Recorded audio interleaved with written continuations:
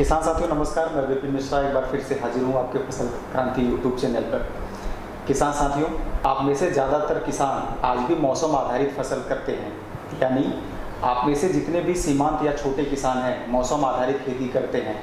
बुआई से लेकर कटाई तक मौसम पे आधारित ही उनके सारे काम होते हैं। अचानक बाढ़ आ जाए, बारिश आ जाए तो उनकी फसल नुकसान हो जाती है, या वो हमेशा कयास लगाते रहते हैं कैसे मौसम की जानकारी हमें मिले। वो अखबार से लेकर रेडियो तक, टीवी से लेकर मोबाइल ऐप तक मौसम की जानकारी लेने के लिए प्रयासरत रहते हैं। तो आज हम एक ऐसे शख्स के साथ यहाँ बैठे हैं जो मौसम की भविष्यवाणी करते हैं, और यही वो शख्स हैं जिनकी भविष्यवाणी के आधार पे आप अपनी फसलों को बचा पाते हैं या अधिक उत्पादन ले पाते हैं। तो हमारे साथ मौजूद हैं भारतीय मौसम विभाग के उप महानिदेशक आनंद शर्मा जी। तो सर, सबसे पहले आपका बहुत बहुत स्वागत कि आप हमारे चैनल के माध्यम से किसानों के बीच उपस्थित हुए हैं। धन्यवाद आपका जी। सबसे पहले सर मैं ये जानना चाहूँगा कि जो आप मौसम का पूर्वानुमान करते हैं जी, तो उससे हमारे भारतीय किसानों का किस तरह फ़ायदा हो रहा है? जी देखिए, इसमें दो तीन पहलू हैं इसके। पहला पहलू तो सीधा सीधा ये है कि जैसे आपने कहा कि फसल की हर जो स्टेज होती है उस पर वो मौसम पे निर्भर करती है। तो पहले तो शुरुआत होती है कि भाई बुआई कब करनी है। तो किसान जो है खासकर, और हम देखिए हमारा जो देश भी है कृषि प्रधान देश है, जिसमें कि मतलब कि ज़्यादातर जो दो सीज़न रहते हैं, खरीफ और रबी।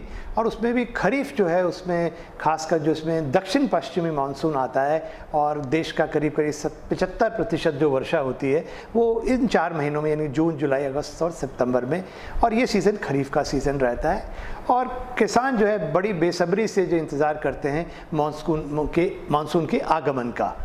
और वो निर्भर करते हैं कि कब मौसम विभाग ये बताएगा कि मानसून कब देश में आने वाला है। यानी कि पहला मानसून जब आता है तो वो केरला के तट पर आता है करीब करीब 1 जून के आसपास, और वो फिर आगे धीरे धीरे बढ़ता हुआ पूरे देश को मतलब करीब मान लीजिए अगले 30 से 45 दिन में, यानी कि 15 जुलाई तक पूरे देश को वो कवर कर लेता है। तो उस समय ये सब किसान मतलब कि इस तरह से तैयार रहते हैं कि भाई पहली वर्षा आए तो उसके बाद से वो खेत की जुताई शुरू करते हैं। और कई बार ऐसा होता है कि पहले से जुताई करके रखते हैं कि और जैसे ही वर्षा आई और पर्याप्त वर्षा आ जाए, जैसे मतलब कि मान के चलें कि 30 से 40 मिलीमीटर की वर्षा, तो वो उसमें अपनी बुआई कर डालते हैं। तो उनको इंतज़ार रहता है ऐसी वर्षा जिसमें पर्याप्त नमी हो जाए हमारी ज़मीन में, और वो उस पर आधार पे अपनी बुआई करते हैं। तो एक तो पहला ये हो गया। उसके बाद मतलब कि फिर उनकी चिंता ये भी रहती है क्या ये वर्षा जो आई है ये आगे बरकरार रहेगी। कई बार ऐसा भी होता है, कई बार ऐसा भी देखा गया है कि पहले भी एकदम वर्षा आई और फिर उसे काफ़ी दिन तक वर्षा नहीं मिली, तो वो ड्राई स्पेल हो जाता है। तो उसमें भी चिंता का विषय रहता है। तो कई बार ऐसा भी होता है कि हम लोग उन्हें ये भी कहते हैं भाई अभी ये जो वर्षा का हो सकता है पहले आपको मिले, मगर उसके कुछ दिन आपको आने वाले कुछ हफ्ते में बहुत ज़्यादा वर्षा नहीं है, तो आप हो सकता है थोड़ा इंतज़ार कर लें बुआई का, एकदम बुआई ना करें। और कई बार ऐसा लगता है कि नहीं ये वर्षा जो है बिल्कुल झमाझम आगे चालू रहेगी, तो फिर तो उनको मतलब मौसम का पूर्वानुमान भी दिया जाता है और मौसम पे आधारित सलाह भी दी जाती है कि अब आप अपनी बुआई कर लीजिए। तो एक तो ये हो गया। दूसरा फिर समय समय बीच में यदि काफ़ी लंबे समय से, कई बार ऐसा होता है अगस्त के माह में भाई आपके 2 या 3 हफ्ते वर्षा ही होती नहीं है, ब्रेक मानसून कंडीशन जिसे हम कहते हैं कि मानसून जो ट्रफ है वो फुटहिल्स में चला जाता है, जो हिमालय की तलहटी है वहाँ चला जाता है। उस समय क्या होता है हमारे ज़्यादातर हिस्से में वर्षा में कमी आ जाती है, और सिर्फ जो हमारे का जैसे नेपाल हुआ और उत्तराखंड का कुछ हिस्सा हुआ या उत्तर पूर्वी देश के हिस्से, तो उनमें बहुत ज़्यादा बारिश होती है। और तो ऐसे में कहीं देखा जाता है कि बिहार में एक हिस्से में तो बाढ़ आई हुई है, दूसरे में सूखा पड़ा हुआ है, ऐसे भी स्थिति होती है। तो ऐसी स्थिति में हम लोगों को बताते हैं कि भाई आने वाले दिनों में ब्रेक मानसून कंडीशन होने वाली है, कुछ दिन तक जो है वर्षा नहीं होगी। तो आप मतलब कि यदि आपकी जो मिट्टी में नमी है उसको संरक्षण करिए, उसमें जो खरपतवार निकले उसको निकाल दीजिए, नहीं तो वो भी पानी को सोख के उड़ा देगा। और इस तरह से मतलब कि वाटर मैनेजमेंट जो है उसमें भी हम मदद करते हैं कि किस तरह से वो वाटर की मतलब एफिशिएंसी भी बढ़ा के रखें अपनी, और पानी की बर्बादी ना हो। कंजर्व करके रखें। मल्चिंग की बात करी जाती है कि जिसे कहते हैं पलवार, कि भाई अब नमी है उसको और धूप खिलेगी और आगे वर्षा नहीं है तो नमी उड़ जाएगी, तो आप सूखी पत्तियां या कोई अन्य चीज़ उसमें बिछा दें जिससे कि नमी संरक्षित रहेगी और उड़ेगी नहीं। तो इस तरह से अनेकों मतलब कि और ये पूरे जो पूर्वानुमान है किसान को आखिर तक चाहिए, जब तक वह फसल तैयार नहीं हो जाती, कटाई नहीं हो जाती। कटाई होने के बाद भी कई बार ऐसा होता है कि कटी हुई फसल पड़ी हुई है और वर्षा आगे खराब हो जाएगी, तो वो भी हम बताते हैं कि भैया वर्षा आने वाली है, तैयार फसल है आपकी, तो उसको काट लीजिए और काट कर उसको सुरक्षित स्थानों पे रख लीजिए। तो बुआई से लेकर कटाई तक और उसकी बढ़ाई तक पूरा मौसम विभाग जो है मौसम का पूर्वानुमान और मौसम पे आधारित कृषि सलाह देता है, जिससे कि किसान भाई अच्छे मौसम का फ़ायदा उठाएं और बुरे जो दुष्प्रभाव होता है मौसम उससे बचें। जी, तो कुल मिला के सर भारतीय मौसम विभाग खासकर आपके प्रयासों से तो देख रहा हूँ कि किसान भी जैसा कि बताते हैं कि उनकी उत्पादन क्षमता बढ़ती है, उनकी उत्पादकता को आप बढ़ाने में सहयोग करते हैं जी। अभी सर हालिया में अभी मैं देख रहा था कि इसरो भी इस मामले में आ रहा है, तो आप और इसरो किस तरह मिलकर किसानों के लिए काम करने जा रहे हैं? देखिए, एक कहते हैं हम लोगों का काफ़ी लंबे समय से एक प्रोजेक्ट है जिसको कहते हैं उसमें फसल के नाम से एक प्रोजेक्ट है और चमन का है, जो चमन जो है जो हमारी कहते हैं जो हॉर्टिकल्चरल क्रॉप्स हैं, जैसे कि सेब हो गया, अंगूर हो गए, इस तरह की जो फसलें हैं, हमारी टमाटर हो गया, उसके लिए है।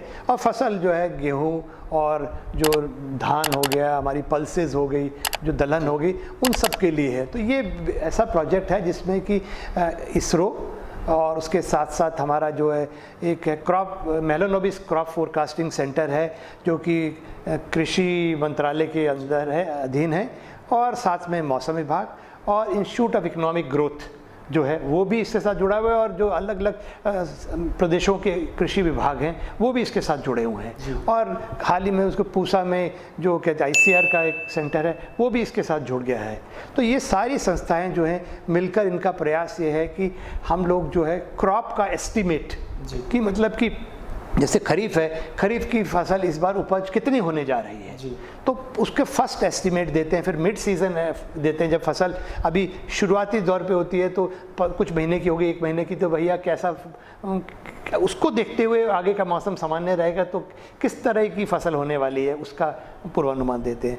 फिर एक बीच के सीज़न के अंदर एक पूर्वानुमान देते हैं, और फिर एक जो मैच्योरिटी फसल तैयार होने से पहले एक बार फिर एक पूर्वानुमान, इस तरह से अलग अलग समय पे पूर्वानुमान दिए जाते हैं। तो उसमें जो है स्पेस टेक्नोलॉजी का काफ़ी इस्तेमाल होता है। स्पेस टेक्नोलॉजी में आपको तो मालूम होगा, आज ऊपर से हम लोग आई इन द स्काई है, सैटेलाइट जो है आई इन द स्काई है, तो ऊपर से आप देख सकते हैं कि भाई फसल की स्थिति कैसी है। उसमें एक होता है NDVI, crop normalize difference vegetation index, उससे आप पता लगा सकते हैं कि फसल जो है उसकी मतलब कि कितनी, मतलब कि जिसे कहें तंदुरुस्त है फसल, यदि उसमें कोई बीमारी तो नहीं है, यदि बीमारी है या पानी की कमी है या कोई न्यूट्रिएंट की कमी है, कोई मतलब मान लीजिए जिंक की कमी है या आयरन की कमी है या नाइट्रोजन की कमी है, तो वो उसमें भी पौधा मतलब बहुत मजबूत नहीं होगा, अच्छी स्थिति में नहीं होगा। तो ये सारे सिग्नल जो हैं सैटेलाइट से आज पकड़े जा सकते हैं। सैटेलाइट से हम लोग आज की डेट में कहते हैं कि जिस तरह से हमारे पास सेंसर्स आ गए हैं, उससे आप ये भी पता लगा सकते हैं कि भाई सॉइल मॉइस्चर कितना है, और ड्राउट यदि जैसे सूखा पड़ने की स्थिति है तो उसकी स्थिति कैसी है उसको भी मॉनिटर किया जा सकता है। तो ये सारी जो टेक्नोलॉजी है उसका पूरा इस्तेमाल जो है इसरो ये कर रहा है, टेक्निक डेवलप कर रहा है, और डेवलप करके वो टेक्निक जो है ये जो हमारा मेलानोबिस क्रॉप फोरकास्टिंग सेंटर है उसको देता है। और ऐसे ही मौसम विभाग जो है, मौसम विभाग भी काफ़ी समय से जो है मॉडलिंग कर रहा है, जो स्टैटिस्टिकल मॉडल भी हैं उसके अंदर और डायनेमिक सिमुलेशन मॉडल हैं उन पे भी काम कर रहा है, और वो जो मॉडल्स जो है उनको भी देता है क्रॉप मेलानोबिस सेंटर को कि वो भी उसका इस्तेमाल करें। इसके अलावा इंस्टीट्यूट ऑफ इकोनॉमिक ग्रोथ है, उनके पास काफ़ी अच्छी अच्छी टेक्निक्स हैं, तो वो सारी टेक्निक्स से जो मॉडल्स हैं उनके भी वो मॉडल्स भी यूटिलाइज़ किए जा रहे हैं। पूसा में जो सेंटर है वो लोग, उनके पास नए नए वो जो जैसे कि वो कह रहे थे अभी, कहते हैं वो नई नई फसलें हैं ग्रेप्स के लिए, कोकोनट के लिए, मतलब यदि अंगूर और अपना नारियल है, और भी जो फसलें हैं जिनकी अभी तक क्रॉप मॉडल नहीं है वो विकसित कर रहे हैं, और उनको मतलब उन मॉडल से वो फिर फर्स्ट जैसे मतलब कि फसल का एस्टीमेट दे पाएंगे। तो फसल का एस्टीमेट का फ़ायदा क्या है, सबसे बड़ी बात है एक तो है कि फूड सिक्योरिटी के लिए और फार्मर वेलफेयर के लिए, फार्मर्स के लिए बहुत अच्छी बात है कि पहले से ही बता दिया जाएगा कि भाई फसल इतनी उपज होने जा रही है। तो उसकी इम्प्लीकेशन क्या है कि इम्प्लीकेशन ये है कि भाई यदि बहुत ज़्यादा फसल होने वाली है तो कहीं ऐसा ना हो कि भाई हम उसको संभाल ना पाएँ और फिर भी दाम गिर जाए, क्योंकि आपको पता होगा फसल जो है मतलब कि जो अच्छी होगी तो कब होगी वो निर्भर करेगा मौसम के ऊपर। यदि मौसम अच्छा है तो फसल अच्छी है, अब फसल अच्छी है तो उसको दाम अच्छे मिलने की संभावना रहती है। मगर मौसम के अलावा कई बार मार्केट भी इन्फ्लुएंस कर देती है कि मान लीजिए बहुत सबकी फसल अच्छी है और ज़्यादा फसल बाज़ार में आ गई तो कई बार जब भी दाम गिर जाता है। तो मौसम मानसून भी प्रभावित कर रहा है आपकी इनकम को और मार्केट भी आपकी प्रभावित कर रहा है फसल को। तो ये इन सबको पहले से ही कि कहीं गलत तो नहीं, मार्केट में बहुत सारा तो नहीं आना या फिर कमी तो नहीं पड़ने वाली, कोई बीमारी तो नहीं आने वाली है। तो ये जो सब चीज़ें हैं आपको पॉलिसी प्लानिंग में मदद करती हैं, फूड सिक्योरिटी में मदद करती हैं, और यदि आप पहले से ही तैयार हैं तो आपको अर्ली चेतावनी मिल जाती है भी क्या करना है। यदि फसल कम होने जा रही है इस साल तो हमारे क्या प्रयास होने चाहिए, क्या क्या हमें इंपोर्ट करना है, और यदि फसल बहुत ज़्यादा होने वाली है कौन सी तो उसको एक्सपोर्ट करना है। तो ये सब यदि सही समय पे यदि ये पहले से ही आपको इस तरह के एस्टिमेट मिल जाते हैं तो उससे क्या होता है कि आप बेहतर प्लानिंग कर सकते हैं, बेहतर पॉलिसी बना सकते हैं, और ये सब का फ़ायदा जो है सीधा सीधा किसान के आमदनी से, इनकम से जुड़ा हुआ है। और आपको मालूम है हमारे माननीय प्रधानमंत्री जी ने भी ये कहा है कि हमें 2022 तक जो है किसानों की जो इनकम है उसको डबल करना है, और 2016 से ये प्रयास चल रहा है। तो ये सारे प्रयास हैं, चाहे वो मौसम विभाग का मतलब कि पूर्वानुमान देना, मौसम पर आधारित कृषि सलाह देना, और तरह तरह के पूर्वानुमान देते हैं। मौसम विभाग भी तरह तरह के पूर्वानुमान देता है, जैसे कि मतलब कि मीडियम रेंज, मध्यम मतलब 5 दिन का मौसम किसानों को दिया जाता है। उसके साथ साथ हम लोग कहते हैं एक्सटेंडेड रेंज फोरकास्ट देते हैं उसको करीब 1 महीने का, और उसमें 15 दिन का काफ़ी ठीक ठाक रहता है। तो अगले 15 दिन क्या ऐसा होने जा रहा है उस पर भी आधारित कृषि सलाह हमारा एक क्रीडा का सेंटर है हैदराबाद में, उसके माध्यम से बनाई जाती है। अगले 4 मतलब महीने मानसून कैसे होने जा रहा है, अप्रैल में इसके बारे में पहला पूर्वानुमान दिया जाता है जिसको लंबी अवधि का पूर्वानुमान कहा जाता है, लॉन्ग रेंज फोरकास्ट, वो भी दिया जाता है। और उसके साथ साथ हम लोग पहले स्टेट लेवल पे पूर्वानुमान देते थे, फिर हम लोग डिस्ट्रिक्ट उसके स्तर पर आए, और अब हमने ब्लॉक स्तर पर ये जारी किया है। और 2023 तक हमारा ये है कि हर जिले में, और हर जिला तो है ही, हर ब्लॉक में हमें पहुंचना है, ये ऐसा हमारा टारगेट है। तो बिल्कुल बात सही है, क्योंकि एक प्रदेश में एक जैसा मौसम नहीं रहता, अलग अलग ज़िले में अलग तरह का मौसम होता है, और कई बार एक ही ज़िले के अंदर भी अलग अलग ब्लॉक में आप जाएं तो अलग तरह का मतलब मौसम का मतलब कि जो है कहते हैं देखने को मिलता है।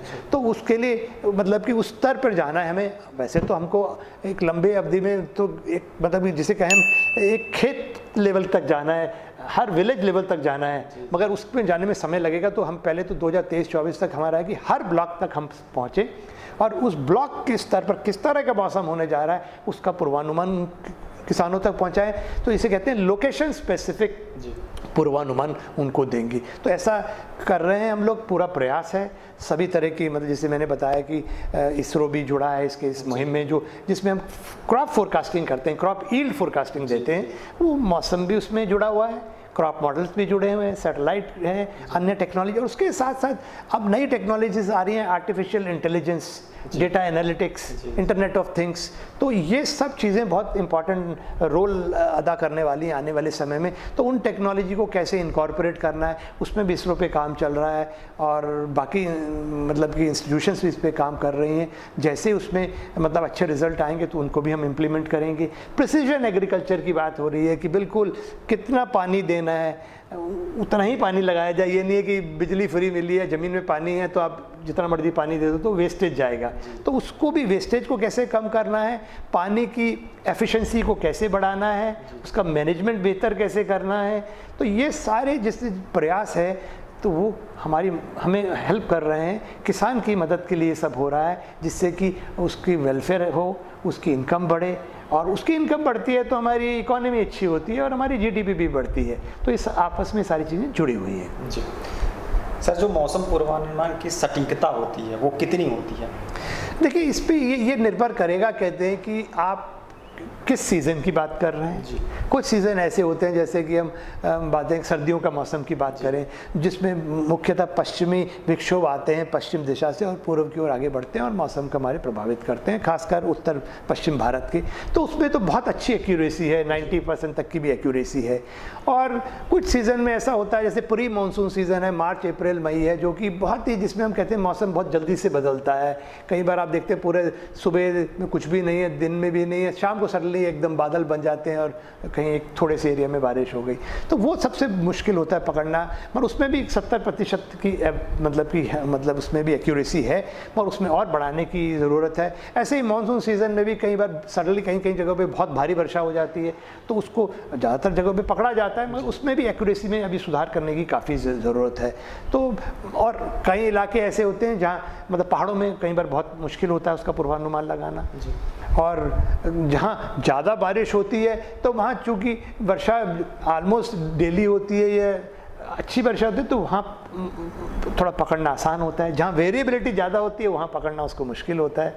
तो कुल मिला के चैलेंजेस बहुत सारे हमारे पास हैं, और कोई एकदम कह दें कि पूरा ओवरऑल ऐसी एक्यूरेसी होगी, वो कहना थोड़ा मुश्किल होगा। जी सर, खासकर उत्तर प्रदेश और बिहार में ज़्यादातर आलू की खेती होती है, और ऐसा देखा गया है कि ठंडी आने वाली है और ठंडी के समय जब कोहरा पड़ता है तो उसमें झुलसा रोग लग जाता है। जी, तो क्या आप कोहरे का भी पूर्वानुमान करते हैं कि कोहरा कितने दिन पड़ेगा या उसका घनत्व कितना होगा? जी बिल्कुल। तो देखिए, इसमें क्या है, बिल्कुल सही कहा आपने, जो ये जो आलू होता है, आलू में ये जो पछेता झुलसा रोग होता है, वो बहुत खतरनाक रोग होता है। और आप लोगों को शायद मालूम होगा कि आयरलैंड जो है, वहाँ की जो मुख्यतः जो मतलब कि लोग खाते थे जो चीज़ को, वो आलू खाते थे। और 1843 में 1843 में शायद आसपास की बात है, जहाँ ये पूरे पछेता झुलसा रोग ने पूरे आलू की फसल को ख़राब कर दिया। एक बार आ जाता है तो उसकी रोकथाम करना बड़ा मुश्किल होता है। तो बिल्कुल प्रयास है, कहते हैं कि उसको तो हम लोग क्या करते हैं, मौसम विभाग जो है, एक तो मौसम को तो मॉनिटर कर ही रहा है। तो मौसम में क्या है कि ये जो पछेता है, इसके लिए ज़रूरी होता है तापमान, कि तापमान कोई 28-30 डिग्री के आसपास जब हो रहता है, 25 से 30 के बीच में कह लीजिए।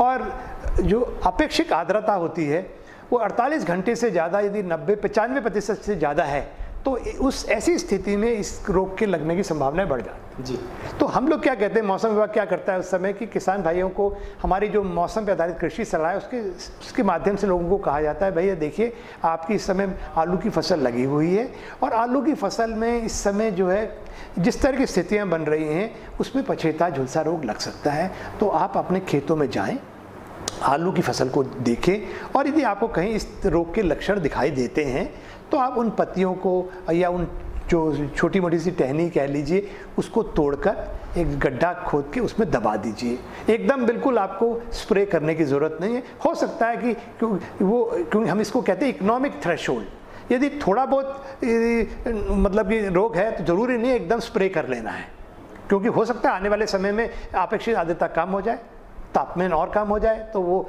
बीमारी के लिए मतलब कि अनुकूल नहीं होगा और बीमारी अपने आप ही कम हो जाएगी। जैसे कि अक्सर आपने नोट करा होगा, कई बार आपके गले में खराश होती है, खांसी हो रही है, तो आपको एंटीबायोटिक एकदम लेने की ज़रूरत नहीं है।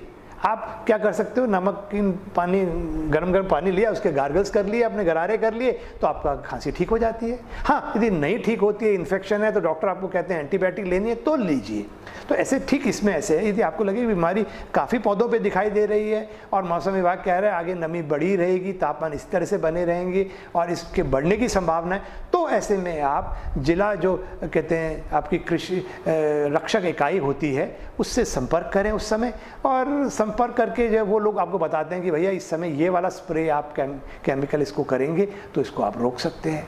तो एक तो ये हो गया। दूसरा आपने कहा कोहरा जो कि नमी, आप तो देखते हैं जब कोहरा ज़्यादा जब होता है तो 90-95% इतनी नमी रहती है, तो उसका जब, और ये सर्दियों में होता है, तो मौसम विभाग उसका भी पूर्वानुमान देता है कि भैया आने वाले दिनों में आप उत्तर जो खासकर जो आपने बात करी उत्तर प्रदेश और बिहार की, और नहीं उत्तर मतलब कि पूरे उत्तर भारत की बात कर लें तो कोहरा हो रहता है।